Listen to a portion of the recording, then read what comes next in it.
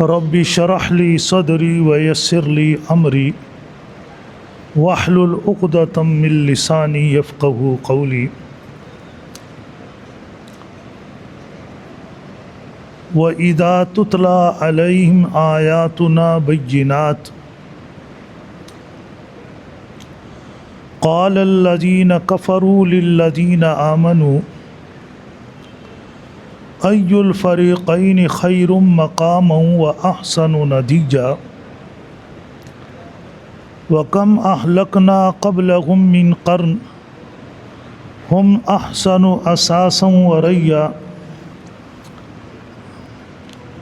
وكم أهلكنا قبلهم من قرن هم أحسن أساسا ورئيا قل من كان في الضلالة فليمدد له الرحمن مدا حتى إذا رأوا ما يوعدون إما العذاب وإما الساعة فسيعلمون من هو شر مكانا وأضعف جندا ويزيد الله الذين اهتدوا هدى والباقيات الصالحات خير عند ربك ثوابا خير عند ربك ثوابا وخير مردا۔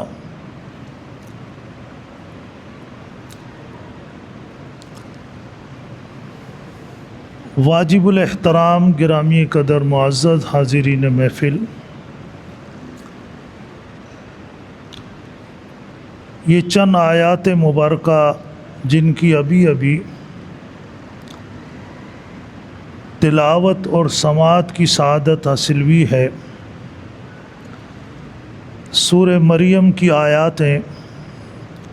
سورہ مریم کا درس، ترجمہ، تفسیر کا سلسلہ بالترتیب جاری ہے۔ آج کا درس آیت نمبر 73 سے ہو رہا۔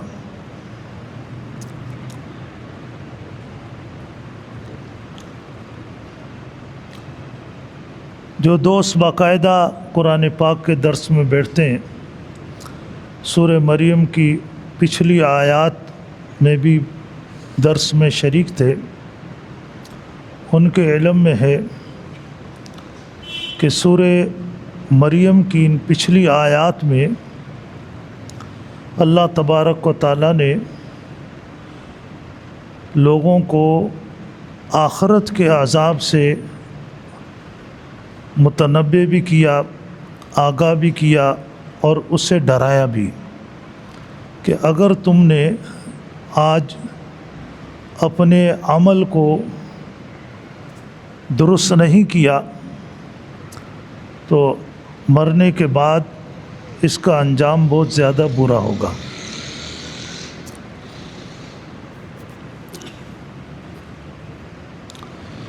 ایک تو آج کل ہم لوگ قرآن پاک کا درس دیتے ہیں، سنتے ہیں، مسجدوں میں قرآن پاک کا درس ہوتا ہے، کوئی دینی محفل ہوتی ہے، قرآن پاک کا درس ہوتا ہے،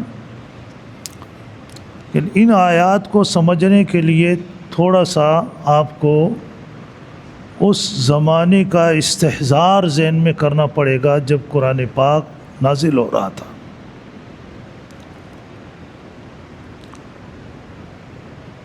کیونکہ حضور اکرم صلی اللہ علیہ وسلم کی جو شخصیت تھی وہ نبوت کے اعلان سے پہلے بھی لوگوں کے لیے، بلکہ نبوت کے اعلان سے پہلے سب کے لیے، جتنے مکہ میں لوگ تھے سب کے لیے قابل احترام تھے۔ حضور اکرم صلی اللہ علیہ وسلم کا جس قبیلے سے تعلق تھا، بنو ہاشم، قریش میں پھر بنو ہاشم، یہ قبیلہ اپنے ویلفیئر کے کاموں کی وجہ سے پورے عرب کے اندر ایک بڑا اونچا مقام رکھتا تھا۔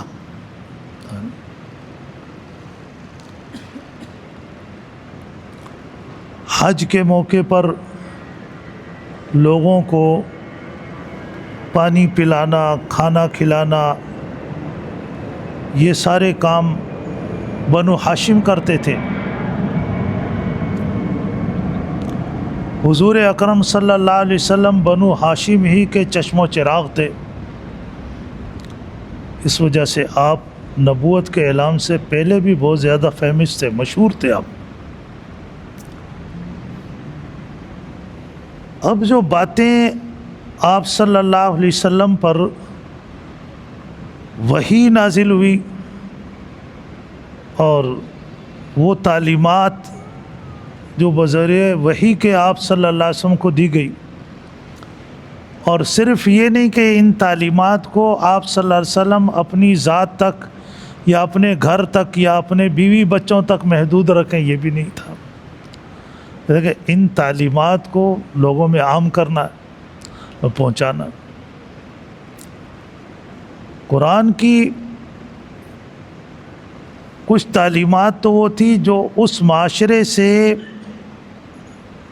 متزاحم تھی، بالکل اس کے ٹکراؤ میں آ رہی تھی، جس میں توحید اور بت پرستی، اس معاشرے میں بت پرستی تھی، اور حضور اکرم صلی اللہ علیہ وسلم توحید کی دعوت دے رہے تھے۔ ایک تو اس مسئلے، یہ تو ایک عمومی ٹکراؤ تھا۔ دوسرا پھر جو اس معاشرے میں جو اور غلط قسم کے کام تھے، لوگ کسی پہ ظلم کرتے تھے، اس سے آپ صلی اللہ علیہ وسلم روکتے تھے۔ معاملات کے اندر چیزیں خرابی تھی، اس سے آپ روکتے تھے۔ اب اس اعتبار سے حضور اکرم صلی اللہ علیہ وسلم کے ساتھ اس معاشرے کے لوگوں کا ٹکراؤ ہوا، لیکن آپ کی شخصیت ایسی تھی کہ آپ جو باتیں کر رہے تھے وہ باتیں اس معاشرے میں کافروں کے لیے بھی وہ ایسی نہیں تھی کہ یہ ان باتوں کو بالکل اگنور کر دیں، اس کی توجہ ہی نہ دیں کہ جب چھوڑو جی جو رہنے دیں۔ ان کو پتہ تھا کہ یہ باتیں آج ہو رہی ہیں، چل رہی ہیں، اور یہ سلسلہ اگر روکا نہیں گیا یہ بہت آگے بڑھے گا۔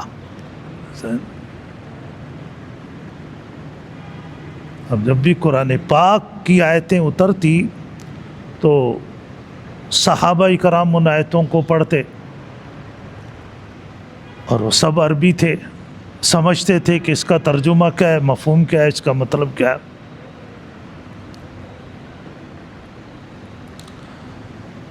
تو اب یہ باتیں قرآن پاک میں کئی جگہ پر بار بار آئی ہیں، لیکن جب قرآن پاک کسی بھی موضوع کو ذکر کرتا ہے تو اس وقت جو سچویشن پیدا ہوئی اس پوری سچویشن کو دوبارہ دہرا دیتا۔ پھر چونکہ قرآن پاک قیامت تک آنے والے انسانوں کے لیے ہدایت ہے، انسانوں کو پیدا اللہ نے کیا، انسانوں کی نفسیات سے اللہ پاک سے بہتر کوئی جانتا نہیں ہے، تو آج بھی ہم جب اس کو قرآن پاک کی ان آیت کو جو ہم پڑھ رہے ہیں ان کو اس زمانے کی باتوں کے ساتھ میچ کریں گے تو آپ کو لگے گا کہ جن مغالطوں میں وہ لوگ مبتلا تھے اور دوسروں کو دھوکہ دے رہے تھے، جس کی وجہ سے خود ایمان نہیں لا رہے تھے، ایمان لانے والوں کے دل میں شک و شبہات پیدا کر رہے تھے، آج انہی مغالطوں کا ہم بھی شکار ہو گئے۔ اب یہاں تک آپ نے ذہن میں، اب آپ یہ سنیے کیا مغالطہ تھا۔ جب ان سے بات قرآن نے انہیں بتایا کہ اگر تم نے آج اپنے آپ کو سیدھے راستے پر کس طرح قرآن اور نبی کی تعلیم میں، سیدھا راستہ وہی کہلائے گا۔ آج بہت سے کافر ہیں وہ اپنے آپ کو اچھا سمجھتے ہیں، اچھے کام کرتے ہیں، لیکن قرآن کی نظر میں ہدایت یافتہ نہیں ہے۔ تو جب ان سے بات کہی گئی کہ اگر تم نے اپنی اصلاح نہیں کی اور اس راستے کو اختیار نہیں کیا جس کی طرف تمہیں حضور اکرم صلی اللہ علیہ وسلم دعوت دے رہے ہیں، تو پھر اس کا انجام برا ہوگا۔ انہوں نے کیا کیا کہ لوگوں کو مغالطے میں ڈالنے کے لیے انہوں نے کہا کہ جناب آپ دیکھیے آج تو ہم بہت اچھے خوشحال ہیں، آج آپ آئی دیکھیے ہمارا گھر اچھا ہے، یا تم مسلمانوں کا گھر اچھا ہے، ہمارا کاروبار اچھا چل رہا ہے، ہماری مجلسیں اچھی ہیں، ہمارے ساتھ لوگ زیادہ ہیں یا تم مسلمانوں کے ساتھ لوگ زیادہ ہیں؟ جب دیکھ لو، مطلب ان کا یہ تھا کہ جیسے آج ہم تم سے زیادہ خوشحال ہیں اور تم سے زیادہ طاقتور ہیں، تو اس کا مطلب یہ ہے کہ اللہ ہم سے راضی ہے، ہم اللہ کے نیک اور مقبول بندے، ہمارے یہ کام اللہ کو پسند ہے، تو مرنے کے بعد بھی جو تم کہہ رہے ہو ہمارا انجام برا ہوگا، یہ تم غلط کہہ رہے ہو، ہمارا مرنے کے بعد بھی انجام اچھا ہوگا، وہ یہ مغالطہ دیتے۔ آج آپ دیکھیں، اس لیے میں نے پہلے کہا کہ قرآن چونکہ قیامت تک ہم انسانوں کی ہدایت کے لیے، آج کتنے مسلمان ایسے ہیں جو اس مغالطے میں رہتے ہیں کہ یار وہ کافر ہیں، وہ ہم سے خوشحال ہیں، ان کے ملک سیف ہیں، اس میں بدامنی نہیں ہے، ہم مسلمان ہیں، ہماری معاشی حالت کیا ہے اور بدامنی کیا ہے۔ اس طرح سوچ کر ہم پھر سوچتے ہیں کہ شاید وہ حق پر ہیں، وہ صحیح ہیں، ہم غلط ہیں۔ جب قرآن اتر رہا تھا تو اس وقت کافر یہ باتیں کرتے تھے، اور آج کتنے مسلمان آپ کو اس مغالطے میں مبتلا نظر آتے ہیں کہ جب وہ مسلمانوں کی معاشی حالت اور مسلمانوں کی یہ خاص ہمارے یہ ملک ایشیائی ممالک کا توازن کرتے ہیں ان کے ساتھ، تو وہ بھی اس مغالطے کا شکار ہوتے ہیں۔ لیکن یہاں شیطان آ کر ان کی عقل پہ پردہ ڈال دیتا ہے کہ ہمارے یہاں جو بدامنی ہے یا معاشی خستہ حالی ہے، اس کی وجہ اسلام نہیں ہے، اس کی وجہ ہمارا اسلام سے دور ہونا ہے۔ ورنہ جب حضور اکرم صلی اللہ علیہ وسلم اس کائنات میں تشریف لائے، سیدہ آمنہ رضی اللہ تعالیٰ عنہ کا یہ ارشاد ہے کہ جس رات کو حضور اکرم صلی اللہ علیہ وسلم کی صبح کے ٹائم، آپ کی ولادت مبارکہ صبح صادق کے ٹائم ہوئی، تو اس رات فرماتی ہیں کہ ہمارے گھر میں چراغ جلانے کے لیے تیل نہیں تھا، غربت تھی۔ پھر بہرحال جب آپ صلی اللہ علیہ وسلم کی ولادت مبارکہ ہوئی، پھر کوئی چراغ کی ضرورت ہی نہیں رہی، لیکن غربت تھی۔ مکہ مکرمہ میں مسلمان معاشی اعتبار سے غریب تھے، لیکن آپ دیکھیں کہ حضور اکرم صلی اللہ علیہ وسلم کے معاشی اصولوں پر، قرآن پاک کے معاشی اصولوں پر انہوں نے عمل کیا تو بہت جلدی مستحکم ہو گئے، معاشی اعتبار سے مستحکم ہو گئے، امن و امان کے اعتبار سے بھی مستحکم ہو گئے۔ اور آج ہم جو ہر اعتبار سے کمزور ہو رہے ہیں، اس کی وجہ ہم دین سے دور ہیں۔ تو بہرحال انہوں نے اپنے دنیاوی معاشی استحکام کو اور دنیاوی ساز و سامان کو اور دنیا میں اپنی اکثریت کو بنیاد بنا کر مسلمانوں کو یہ مغالطہ دینے کی کوشش کی، کہا کہ دیکھو یہ تو آج ہمارے پاس اچھا ہے۔ یہ دیکھیں، اب میں اس آیت کا ترجمہ بھی کرتا ہوں تاکہ بات صحیح آپ کے ذہن نشین ہو جائے۔ وَإِذَا تُتْلَىٰ عَلَيْهِمْ آيَاتُنَا بَيِّنَاتٍ، اللہ فرماتے ہیں جب ان کافروں کے سامنے ہمارے واضح احکامات پڑھے جاتے ہیں، ان احکامات میں کیا؟ وہی جو آپ صلی اللہ علیہ وسلم دعوت دے رہے تھے، آپ کی مشہور دعوت، توحید کی دعوت آپ دے رہے تھے، یا ایھا الناس قولوا لا الہ الا اللہ تفلحون۔ ابھی لا الہ الا اللہ ان کے لیے ایسا تھا جیسے ان پر ایٹم بم مار دیا آپ نے، ایک اللہ کو مان لو، یہ ان کے بہت تکلیف پہنچا رہا۔ پھر اور وہی چیزیں جو حضرت جعفر طیار رضی اللہ تعالیٰ عنہ سے اس نے شام کے حبشہ کے بادشاہ نے سوال کیا تھا، اور ہرقل نے ابو سفیان رضی اللہ تعالیٰ عنہ اس وقت مسلمان نہیں تھے، بعد میں مسلمان ہوئے، ان سے پوچھا تھا کہ وہ تمہیں کس چیز کا حکم دیتے، تو اس میں ایک چیز یہی تھی کہ وہ ایک اللہ کی عبادت کا حکم دیتے ہیں، پاک دامن رہنے کا حکم دیتے ہیں، ظلم سے منع کرتے ہیں، حلال کھانے کا حکم دیتے ہیں، نماز پڑھنے کا حکم دیتے ہیں۔ تو یہ باتیں اس معاشرے میں نہیں تھی جو آپ حکم دے رہے تھے. اب یہ آ گئی کہ وَإِذَا تُتْلَىٰ عَلَيْهِمْ آيَاتُنَا بَيِّنَاتٍ قَالَ الَّذِينَ كَفَرُوا لِلَّذِينَ آمَنُوا، کہا کافروں نے ایمان والوں سے أَيُّ الْفَرِيقَيْنِ خَيْرٌ مَقَامًا وَأَحْسَنُ نَدِيًّا، آؤ دیکھو ہم میں سے کس کا گھر اچھا ہے اور کس کی مجلس اچھی ہے. یعنی کون ہے جس کے، اور جب مجلس میں بیٹھتے ہیں تو اکثریت ان کی ہوتی ہے، کون ہے جن کے گھر کے ساز و سامان اچھے ہیں، دکان اچھی ہے، مکان اچھے ہیں، ہر اعتبار سے. اسے قرآن پاک میں اس کا اللہ نے 2 جواب دیے. پہلا جواب تو اس کا الزامی جواب دیا کہ یہ دنیا کے ساز و سامان کا زیادہ ہونا یا اچھا ہونا یہ انسان کے اللہ کے ہاں مقبول اور نیک ہونے کی علامت نہیں. اور اس کا حوالہ دیا کیونکہ تاریخ انہوں نے بھی پڑھی ہوئی تھی، اور وہ تو باقاعدہ قوم عاد اور قوم سمود کے کھنڈرات سے گزرتے تھے. جب انہوں نے شام جانا ہوتا تھا، تجارتی سفر کرتے تھے، ان علاقوں سے ان کا گزر ہوتا، وہ دیکھتے تھے کہ ہاں یہاں بھی ایک قوم آباد تھی اور بڑی طاقتور قوم تھی، ان کا تمدن بھی تھا، نمود بھی تھا، سب کچھ تھا. اس کے باوجود وہ تباہ اور برباد ہو گئے. قرآن نے اس کا حوالہ دیا کہ ان کے پاس تم سے ساز و سامان اور تم سے زیادہ ان کے پاس نمائش اور نمود کا سامان تھا، لیکن وہ ہلاک ہو گئے. کبھی غور کیا کیوں ہلاک ہوئے؟ کیوں ہلاک ہوئے؟ وَكَمْ أَهْلَكْنَا قَبْلَكُمْ مِنْ قَرْنٍ هُمْ أَحْسَنُ أَثَاثًا وَرِئْيًا. احسن و اثاث، سامان ان کے پاس زیادہ تھا، ریا نمائش اور نمود ان کے پاس زیادہ تھی، اس کے باوجود وہ ہلاک ہو گئے.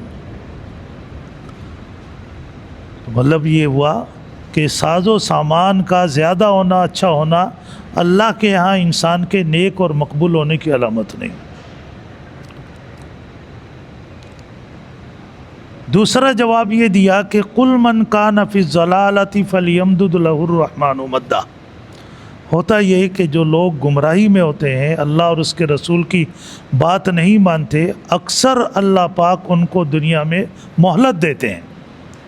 اللہ کی ایک سنت مبارکہ ہے، وہ ہے لوگوں کو مہلت دینے کی. اس طرح سابقہ لوگوں کو بھی مہلت دی گئی، تمہیں بھی مہلت دی جا رہی. وقت کے آنے پر حتیٰ اذا رأوا ما یوعدون، جب جس چیز کا تم سے وعدہ کیا جا رہا ہے کہ اگر تم راہ راست پہ نہیں آئے تو دنیا کے اندر بھی برباد ہو جاؤ گے، آخرت کے اندر بھی برباد ہو جاؤ گے، اس کا پھر تمہیں سامنا کرنا ہوگا. اما العذاب و اما الساعہ، یا تو دنیا میں بھی عذاب آئے گا اور پھر آخرت جب قیامت برپا ہوگی اس وقت بھی ہوگا. اب یہ چیزیں ان کے ساتھ تو ان کی زندگی میں ہو گئی.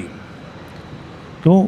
وہاں آپ صلی اللہ علیہ وسلم جو ان کو نیکی کی طرف بلا رہے تھے، صحابہ کرام ان کو بلا رہے تھے، صحابہ کے ساتھ ان کی ٹکر تھی، مہلت ان کو ملی، حتیٰ کہ حضور اکرم صلی اللہ علیہ وسلم نے، صحابہ کرام نے ان کی ایذاؤں سے تنگ آ کر ہجرت کی، مدینہ منورہ تشریف لائے. مدینہ میں وہ ان پہ اپنی دولت کا، اپنی اکثریت کا جو تکبر اور گھمنڈ اور غرور سوار تھا. ایک شخصیت تمہارا شہر چھوڑ گئی، اپنے گھر بار دکانیں سب کچھ خالی کر کے تمہارے حوالے کر گئے، ابھی تو اس کی جان چھوڑ دو. لیکن ان کو غرور تھا کہ نہیں جی، ان کو وہاں بھی رہنے نہیں دیں گے. مدینہ منورہ وہاں سے جو 400-450 کلومیٹر کے فاصلے پر ہے، انہوں نے کہا جی وہاں بھی نہیں رہنے دیں. وہ جنگ بدر ہوئی. جنگ بدر میں ان کے وہ سارے 70 سردار مارے گئے. 70 سردار مارے گئے. ابھی جو ساتھی اگر گئے ہیں وہاں جو مقام بدر پہ وہ کنواں ابھی بھی ہے، جس کنویں میں ان کافروں کی لاشیں پھینکوائی گئی تھی، لاشیں ان کی پھینکی گئی. آپ صلی اللہ علیہ وسلم تشریف لائے.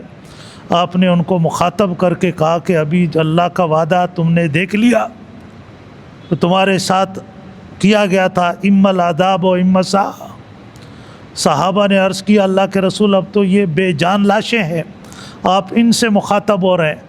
آپ نے فرمایا کہ ابھی یہ میری باتوں کو تم سے زیادہ سمجھ رہے ہیں، ابھی تم سے زیادہ سمجھ رہے ہیں میری باتوں کو، لیکن اب یہ کہ جواب نہیں دے سکتے، اب ان کو سمجھ میں آ گیا۔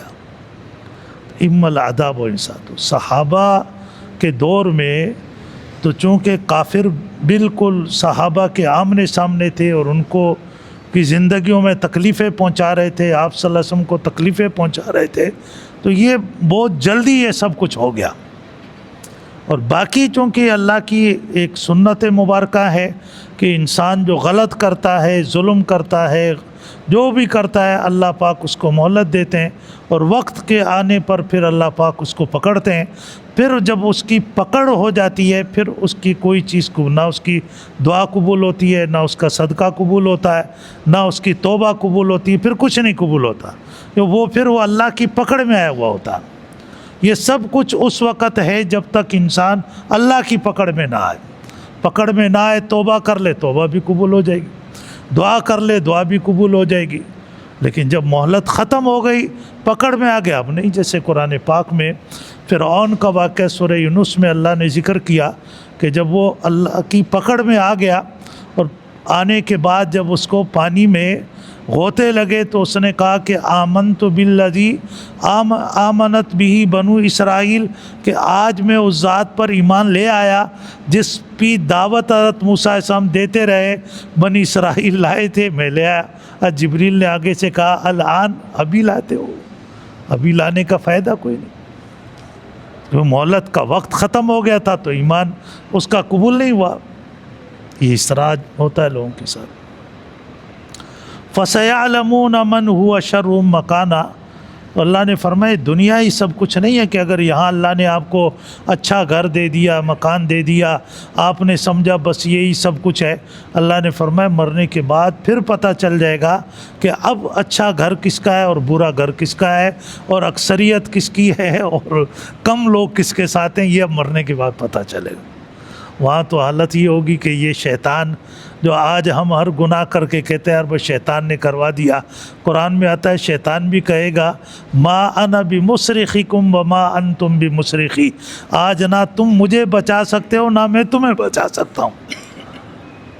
میں تم سے وعدے کیے تھے لیکن وعدتکم اخلفتکم، میں تو ہر وعدہ جھوٹا کیا تھا، اور تم مجھے فلا تلومونی، مجھے ملامت کیوں کرتے ہو؟ اپنے آپ کو ملامت کرو، میری بات مانی کیوں تھی تم نے؟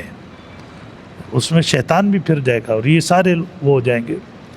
وَيَزِيدُ اللَّهُ الَّذِينَ اهْتَدَوْا هُدًى، اور جو اللہ اور رسول کی بات سنتے ہیں، ہدایت پر آتے ہیں، پھر ان کے بعد مال و دولت کم بھی ہو، اس ہدایت ان کی بڑھتی ہے، اللہ کے ساتھ تعلق ان کا بڑھتا ہے، اور یہ چیزیں فرمایا کہ والباقیات الصالحات، پھر یہ اچھے کام اللہ کے یہاں بھی خیر عند ربک ثوابا، اجر اور بدلے کے اعتبار سے یہ اچھا ہوگا، اس کا ثواب اور اس کا بدلہ بھی بہت اچھا ہوگا، وخیر مردہ، انجام بھی بہت اچھا ہوگا۔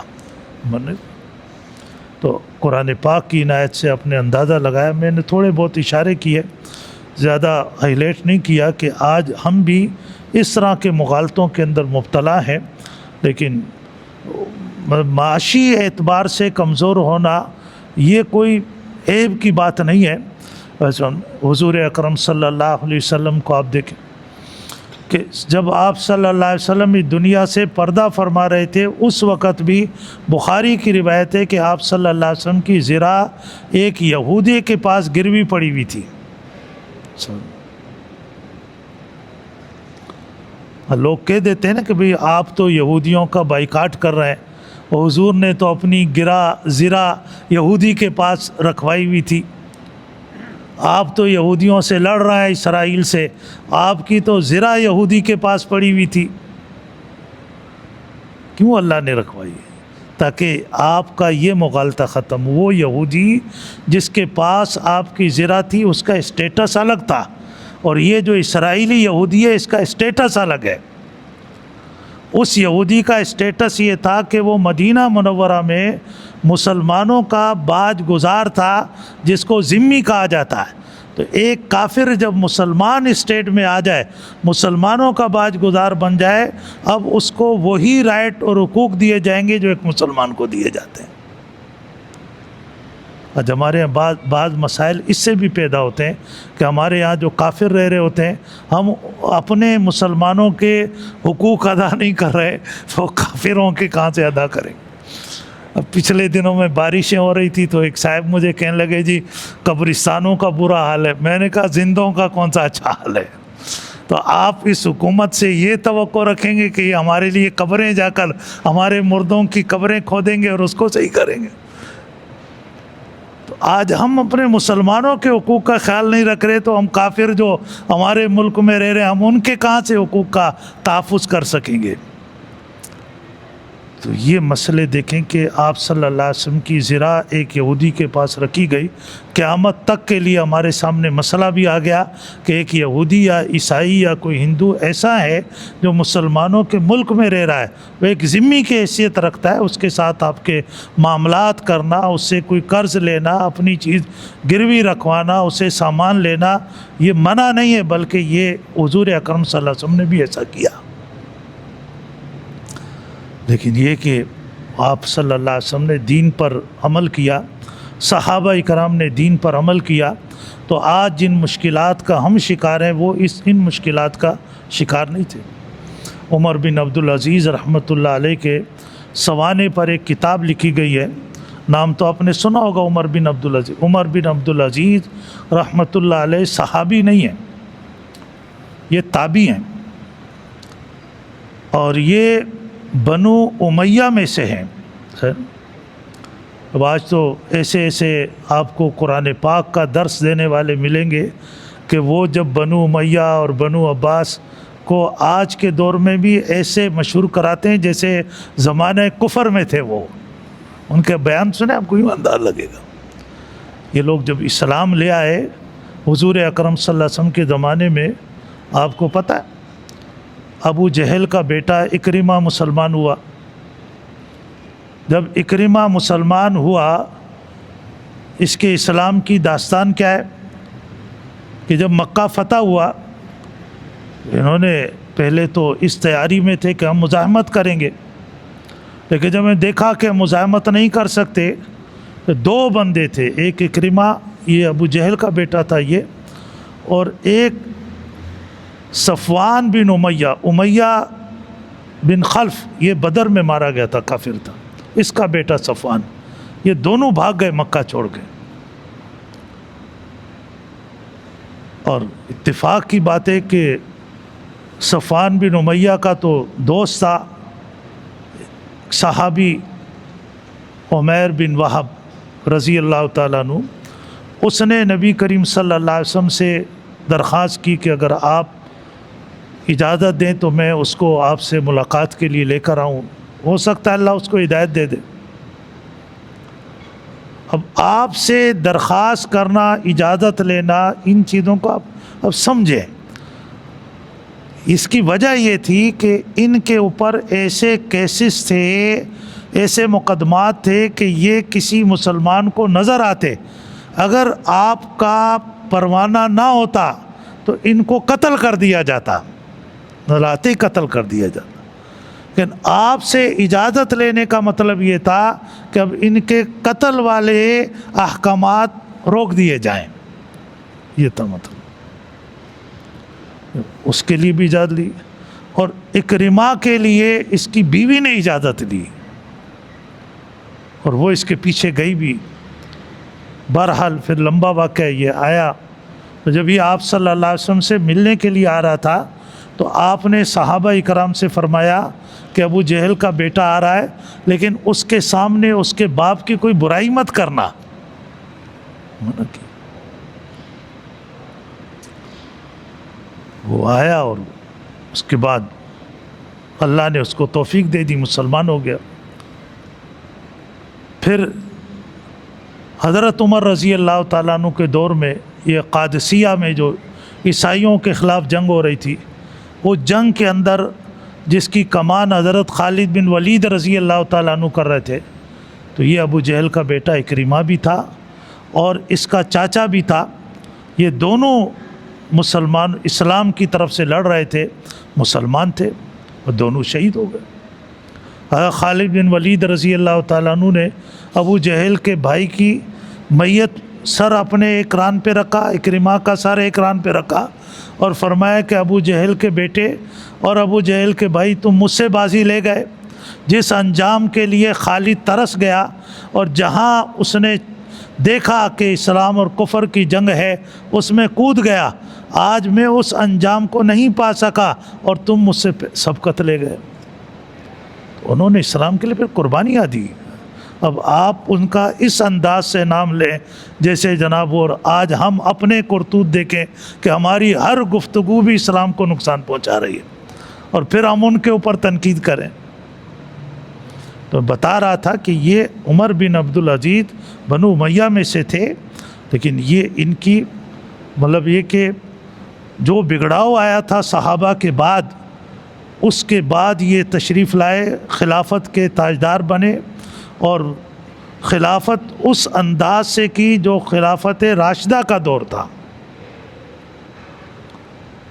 اور وہ ساری املاک سرکاری کہ جو صحابہ کے زمانے میں اس کا جو طریقہ تھا اس کو اسی طریقے پہ بحال کر دیا۔ ان کے دور میں ایک واقعہ پیش آیا کہ ایک مسلمان کسی تجارت کے لیے کہیں گیا ہوا تھا، وہ عیسائی کنٹری تھی، تو وہاں اس کو پتہ چلا، وہ چونکہ وہاں کے بادشاہ کے پاس گیا تھا، تو اس نے وہاں پر قرآن پاک کی تلاوت کی آواز سنی، تو اس نے پوچھا یہ کون ہے؟ کہا کہ ایک نابینا مسلمان ہے جو ہماری جیل کے اندر ہے۔ اچھا، اس نے آ کر اس نابینا مسلمان کا ذکر حضرت عمر بن عبدالعزیز سے کیا، کہا کہ ایسے ایسے میں گیا تھا اور وہاں عیسائیوں کے جیل میں ایک مسلمان ہے، نابینا ہے، قرآن پڑھتا ہے۔ کہ اچھا، اور اسی ٹائم میں ایک تحریر لکھی اور اس بادشاہ کو کہ تحریر جیسے پہنچے اس مسلمان کو آزاد کر دینا اور اس کے ساتھ بھیج دینا میرے پاس، دمشق بھیج دینا۔ اگر آپ نے اس کو نہیں بھیجا تو پھر میں یہاں سے تمہارے مقابلے میں جو لشکر بھیجوں گا اس کا اگلا حصہ تمہارے ملک میں ہوگا، پچھلا میرے ملک میں ہوگا، اتنا بڑا لشکر بھیجوں گا۔ وہ جب خط لے کر وہاں پہنچا، اس نے پڑھا، اس نے کہا واپس کب جاؤ گے؟ کہا جی میں ابھی چند دن اپنا یہاں کام کروں گا پھر جاؤں گا۔ کہا جب جانے لگو اس کو لے جانا۔ ٹھیک، وہ چلے گئے، اپنے کام میں لگ گئے۔ چند دن بعد جب آئے، اس سے ملاقات ہوئی، دیکھا تو بادشاہ تخت پر نہیں ہے، نیچے بیٹھا ہوا ہے، اور اس کے سر پہ تاج بھی نہیں ہے، پریشان ہے۔ پوچھا کہ کیا وجہ پریشان ہے؟ کہا آپ کو کوئی پتہ نہیں ہے؟ کہا نہیں مجھے تو کوئی پتہ نہیں۔ کہا کہ تمہارے مسلمانوں کے بادشاہ عمر بن عبدالعزیز، امیر المؤمنین عمر بن عبدالعزیز کا انتقال ہو گیا ہے۔ وہ کہتا ہے کہ وہ صدمہ تو مجھ پہ ایسے ہوا جیسے کوئی آسمانی بجلی مجھ پر گری، لیکن میرے ذہن میں ایک دم یہ آیا کہ لگتا ہے کہ یہ ابھی اس مسلمان کو رہا نہیں کرے گا۔ تو میں نے ایک دم یہ کراس کوشچن کیا، کیا مطلب اب آپ اس کو میرے ساتھ نہیں بھیجیں گے؟ اس کا جواب یہ تھا کہ وہ بندہ ایسا نہیں تھا کہ زندگی میں اس کی بات مانی جاتی اور مرنے کے بعد نہ مانی جائے۔ کہ وہ بندہ ایسا نہیں تھا۔ تو مسلمانوں کی ایک تاریخ رہی ہے دبدبے کے ساتھ، ان کا اخلاق بھی اچھا رہا، اخلاق سے کافر ان کا احترام کرتے تھے۔ آج ہم جہاں اسباب کے اعتبار سے صفر ہو گئے، اخلاق کے اعتبار سے بھی صفر ہو گئے۔ پھر جب ہمیں مار پڑتی ہے، تکلیف پہنچتی ہے، پھر ہم کہتے ہیں کہ شاید یہ اس وجہ سے کہ ہم مسلمان ہیں۔ نہیں، مسلمان ہیں، ہم اسلام سے دور ہو گئے، اس وجہ سے ہمارے ساتھ ہیں۔ تو ہم دعا بھی کریں اللہ سے اور کوشش بھی کریں کہ اپنے اخلاق کو بھی اچھا کریں، اپنے کردار کو بھی اچھا کریں، اور اللہ سے دعا بھی کریں جو اجتماعی طور پر ہم جس دلدل کا اور جن پستی کا شکار ہیں، اس میں اللہ ہی ہمیں نکال سکتا ہے، اللہ ہمیں اچھی قیادت بھی عطا فرما سکتا ہے، اللہ ہمارے حالات بھی اچھے کر سکتا ہے۔ جب اللہ ہم سے راضی ہو جائے گا سب کچھ ہو جائے گا۔ اللہ ہمیں اپنے دین کو سمجھنے کے عمل کی توفیق نصیب فرمائے۔ وآخر دعوانا الحمدللہ رب العالمین۔